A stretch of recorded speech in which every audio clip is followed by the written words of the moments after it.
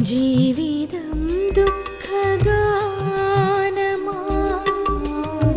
ജീവിതം ദുഃഖഗാനമാ കണ്ണുനീരൊഴുകിടും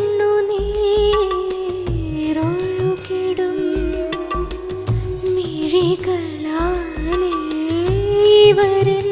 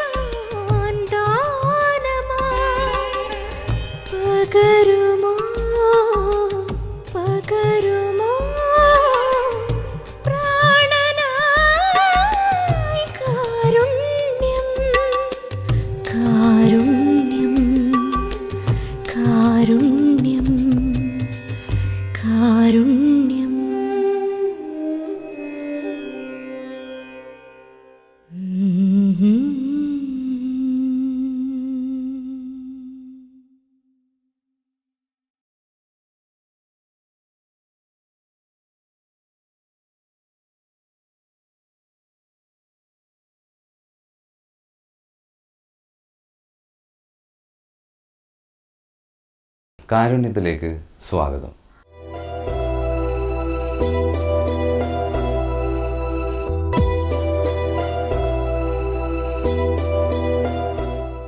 ദൈവത്തിൻ്റെയോ പ്രകൃതിയുടെയോ വികൃതികൾ മനുഷ്യനെ പല വിധങ്ങളിലുള്ള പരീക്ഷണങ്ങൾക്ക് വിധേയമാക്കാറുണ്ട്. അതെല്ലാം എന്തിനു വേണ്ടി എന്ന ചോദ്യത്തിന് വ്യക്തമായ ഒരു ഉത്തരം ഇന്നോളം ആർക്കും ലഭിച്ചിട്ടില്ലെന്നതും സത്യമാണ്. പോയ ജന്മങ്ങളിൽ നാം ചെയ്ത പാപപുണ്യങ്ങൾ ഈ ജന്മത്തിലും നമ്മെ പിന്തുടരുമെന്ന് പലരും വിശ്വസിക്കുന്നു. എന്നാൽ അതെല്ലാം വെറും സങ്കല്പങ്ങൾ മാത്രമാണെന്ന്, ഈ ജന്മത്തിൽ നാം ചെയ്യുന്ന കർമ്മങ്ങൾ മാത്രമാണ് സത്യമെന്ന് വിശ്വസിക്കുന്നവരുമുണ്ട്. എങ്കിലും ജന്മന തന്നെ പല വിധത്തിലുള്ള കുറവുകളുടെയും അംഗവൈകല്യങ്ങളുടെയും പിറക്കുന്ന സംഭവങ്ങളും ധാരാളമുണ്ടല്ലോ. ഈ മനുഷ്യജീവികൾ ജീവിതത്തിലുടനീളം നാനാതരത്തിലുള്ള കഷ്ടങ്ങൾ സഹിക്കാൻ വിധിക്കപ്പെട്ടവരാണ്. അത്തരമൊരു ദുരനുഭവത്തിൻ്റെ നേർക്കാഴ്ചയാണ് ഈ ആഴ്ചത്തെ കാരുണ്യത്തിൻ്റെ ഈ എപ്പിസോഡിൽ.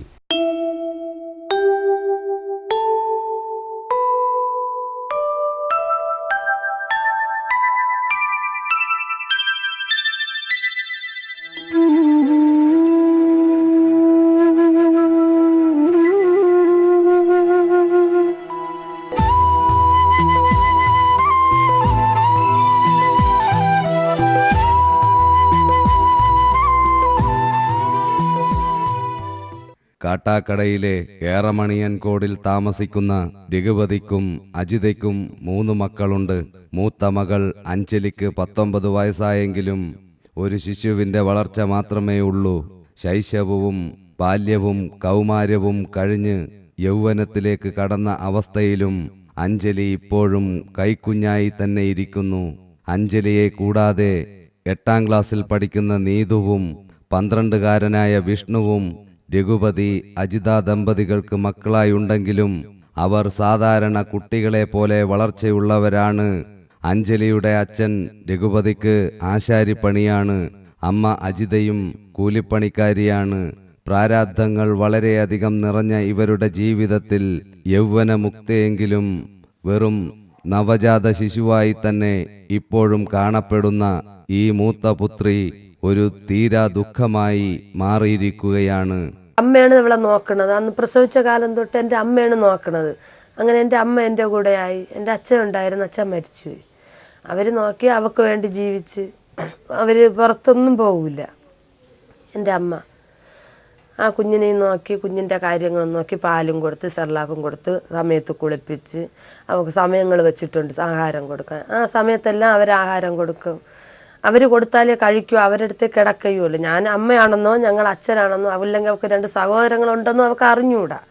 അവരാരും പോവുകയോ അടുക്കുകയോ എടുക്കാൻ പോലും എനിക്ക് ഇത്രയും കാലമായിട്ട് ഈ കൊച്ചിനെ എടുത്ത് ഒന്ന് കുളിപ്പിക്കാൻ പോലും എനിക്ക് അറിഞ്ഞുകൂടാ. എല്ലാം എൻ്റെ അമ്മയുടെ കാലം കഴിഞ്ഞു പോയാൽ എൻ്റെ മോളെ അവസ്ഥ ഓർത്ത് ആണ് എൻ്റെ അമ്മ ഇന്നും ജീവിക്കുന്നത്. അത്ര വലിയ കഷ്ടപ്പാടിലാണ് ആ കൊച്ചിനെ നോക്കി വളർത്തിക്കൊണ്ടുവരുന്നത്. എനിക്ക് ഇവരെ 18 വർഷം കൊണ്ട് അറിയാം. ഇവിടുത്തെ അജിതയുടെ ഭർത്താവ് മേസ്തിരി പണിയാണ്. അങ്ങനെ ഒരു ദിവസം നമ്മുടെ പണിയതുണ്ടെന്ന് പറഞ്ഞ് എനിക്ക് 3 മക്കളെ കാര്യം പറയുമ്പോൾ മേസ്തിരി അറിയണം എനിക്ക് 3 മക്കളുണ്ടെന്ന്. അപ്പോൾ ഞാൻ മേസ്തിരിയുടെ കാര്യം മേസ്തിരിക്ക് 2 മക്കളല്ലേ ഉള്ളതെന്ന് പറഞ്ഞു. അപ്പോൾ അല്ല, എനിക്കൊരു മോളും കൂടെ ഉണ്ട്. മോളെ പേര് അഞ്ചുവാണ്. മേസ്തിരി 2ാമത്തെ മോൻ എൻ്റെ മോനോടാണ് പഠിച്ച സ്കൂളിൽ. അപ്പോൾ എനിക്ക് ഒരു മോളും കൂടെ 5 എന്ന് പറയുന്നത്. അപ്പം ഞാൻ കേട്ട് അത് എവിടെയാണ് മേസ്തിരി എന്ന് ചോദിച്ചപ്പോൾ അജിതയുടെ അമ്മയാണ് അവളെ നോക്കണം എന്ന് പറഞ്ഞ്. അപ്പോൾ ഞാൻ കേട്ട് ആഹാരം കഴിക്കുന്നതല്ല, ജന്മന വികലാംഗയാണ്. തല പ്രസവിച്ചപ്പോഴേ വലിയ തലയാണ്, കൈയും കാലും ഒക്കെ ജന്മന.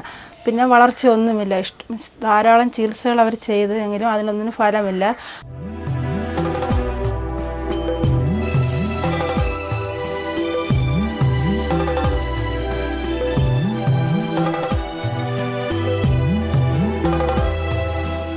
ആറുമാസം പ്രായമുള്ള ഒരു പിഞ്ചു കുഞ്ഞിൻ്റെ വളർച്ചയും വലുപ്പവുമേ ഈ യുവതിക്കുള്ളൂ എന്നത് ആരെയും അമ്പരിപ്പിക്കുകയും വേദനിപ്പിക്കുകയും ചെയ്യുന്ന പരമാർത്ഥമാണ്. വലിയ ശിരസും ശിശുവിൻ്റെ ചേഷ്ടകളുമുള്ള അഞ്ജലി സംസാരിക്കില്ല. മാത്രമല്ല, ജെന്നിയുടെ അസുഖവും ഉണ്ട്.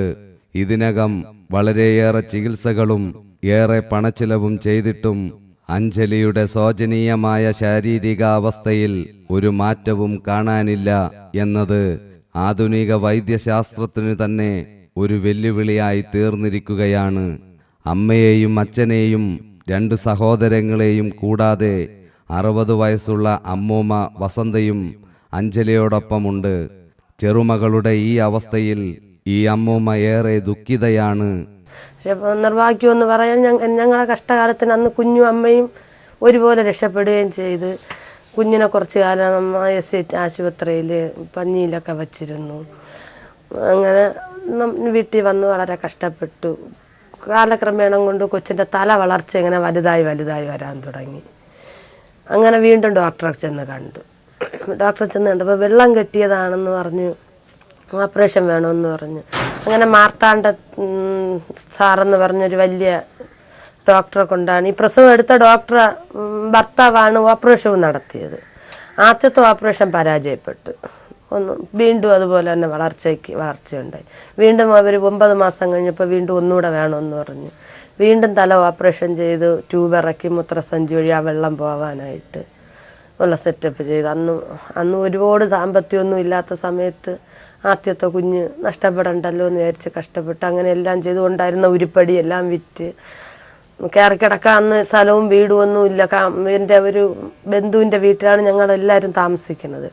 എന്നെ വിവാഹം കഴിച്ചു കൊടുക്കാൻ വേണ്ടി ഉണ്ടായിരുന്ന 5 സെൻറ്റ് സ്ഥലവും കൂരയും വിറ്റ് എൻ്റെ അമ്മയും അച്ഛനും തെരുവിലിറങ്ങിയ സമയവും കൂടെ ആയിരുന്നു. എനിക്ക് 2 മക്കളാണ്. എൻ്റെ ഒരു മൂത്ത മോൻ വേറെ താമസിക്കുകയാണ്, കല്യാണമൊക്കെ കഴിച്ച്. ഞാൻ എൻ്റെ മോളെ കൂടെയാണ്. എൻ്റെ മോൾക്ക് 3 മക്കളുണ്ട്. അതിൽ മൂത്തതാണ് 5. അതിന് അസുഖം ഇങ്ങനെ 2 ഓപ്പറേഷനും ഒക്കെ കഴിഞ്ഞ് തലയും വലുതായി 2 ഓപ്പറേഷനൊക്കെ കഴിഞ്ഞ് അങ്ങനെ ഞാനാണ് ആ കൊച്ചിനെ നോക്കണത്. അതിന് മരുന്നും ഗുളികയും എല്ലാം വേണം. പിന്നെ പാലും സെർലാക്കുമാണ് ആ കുഞ്ഞ് കഴിക്കുന്നത്. അല്ല വേറെ ഒന്നും കഴിക്കത്തില്ല. നോക്കുകയാണെങ്കിൽ ഭക്ഷണമൊന്നും കൊടുക്കാൻ പറ്റത്തില്ല. കൊടുത്താൽ ഉടനെ ഛർദ്ദിക്കും. വെറും പാലും സെർലാക്കും മാത്രമേ കൊടുക്കത്തുള്ളൂ. പിന്നെ പാല് 9 മണിക്കും പിന്നെ 8 മണിക്കും 10 മണിയാകുമ്പോഴും അങ്ങനെയൊക്കെയാണ് കൊടുക്കണത്.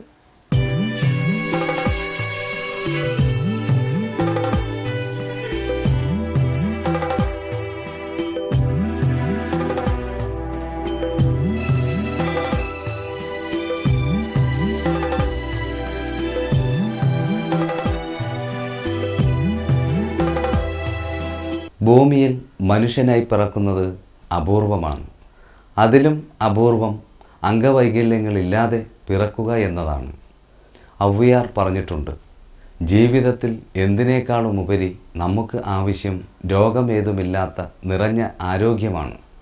അതില്ലെങ്കിൽ മറ്റെന്തുണ്ടായിട്ടും ഒരു പ്രയോജനവും ഇല്ല എന്നതും സത്യമാണ്. ജീവിതത്തിൽ രോഗം വരാത്തവരായി ആരും തന്നെ ഉണ്ടാവാൻ സാധ്യതയില്ല. എന്നിരുന്നാലും ജനിക്കുന്നത് തന്നെ ആയുഷ്കാലം മുഴുവൻ രോഗഗ്രസ്തനായി കഴിയാനാണ് എന്ന് വന്നാൽ അതിനേക്കാൾ വലിയൊരു ദുരന്തം ജീവിതത്തിൽ ഉണ്ടാകാനിടയില്ല. അതും സാമ്പത്തികമായി യാതൊരു സൗകര്യവുമില്ലാത്ത കുടുംബത്തിലെ അംഗത്തിന് അങ്ങനെ ഒരു വൻ ദുരന്തം സംഭവിച്ചാൽ അതിൻ്റെ പരിണിത ഫലങ്ങൾ അതിഭയാനകമായി തന്നെ ആയിരിക്കും. അഞ്ജലിയെ പ്രസവിക്കുന്ന സമയത്ത് അഞ്ജലിയുടെ അമ്മ അജിതയ്ക്ക് ജെന്നിയുടെ അസുഖമുണ്ടായിരുന്നു. തൈക്കാട്ട് പ്രസവ ആശുപത്രിയിൽ ഡോക്ടർ സൂസമ്മയുടെ നേതൃത്വത്തിലുള്ള വൈദ്യസംഘമാണ് പ്രസവമെടുത്തത്. 15 ദിവസം കുഞ്ഞിനെ പഞ്ഞിയിൽ തന്നെയാണ് സൂക്ഷിച്ചത്. ചെറുപ്രായത്തിൽ തന്നെ അഞ്ജലിയുടെ ശിരസ് അസാധാരണമാം വിധം വളർന്നു തുടങ്ങിയിരുന്നു. അതേ തുടർന്ന് 2 തവണ ഓപ്പറേഷൻ ചെയ്യുകയുമുണ്ടായി. മെഡിക്കൽ കോളേജിൽ ഡോക്ടർ മാർത്താണ്ഡ പിള്ള